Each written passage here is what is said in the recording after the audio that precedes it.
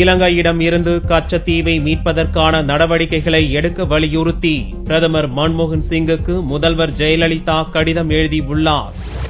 பிரதமர் மன்மோகன் சிங்குக்கு தமிழக முதல்வர் ஜெயலலிதா செவ்வாயன்று அவசர கடிதத்தை அனுப்பியுள்ளார். 1974ஆம் ஆண்டில் கச்சத்தீவை இலங்கையிடம் ஒப்படைக்க அப்போதைய இந்திய பிரதமர் இந்திரா காந்தி ஒப்பந்தம் செய்ததை சுட்டிக்காட்டியுள்ள ஜெயலலிதா, பார்லிமெண்டின் ஒப்புதலை பெறாமல் தன்னிச்சையாக ஒப்பந்தம் செய்யப்பட்டுள்ளதாகவும் குறிப்பிட்டுள்ளார். கச்சத்தீவை ஒட்டிய கடல் பகுதியில் மீன்பிடிக்கும் தமிழக மீனவர்கள் தொடர்ந்து இலங்கை மீனவர்களால் தாக்கப்படுவது தொடர்வதால் சட்ட திருத்தமின்றி செய்யப்பட்ட கச்சத்தீவு ஒப்பந்தத்தை ரத்து செய்ய கோரி உச்சநீதிமன்றத்தில் தான் வழக்கு தொடுத்திருப்பதாக கடிதத்தில் குறிப்பிட்டுள்ள ஜெயலலிதா, தமிழக மீனவர்களின் பாதுகாப்பை கருத்தில் கொண்டு கச்சத்தீவு மற்றும் அதை சுற்றியுள்ள பகுதிகளை இலங்கையிடமிருந்து திரும்ப பெற நடவடிக்கை எடுக்க வலியுறுத்தி தமிழக சட்டசபையில் ஏகமனதாக தீர்மானம் நிறைவேற்றியதையும் பிரதமரின் கவனத்துக்கு கொண்டு வந்துள்ளார்.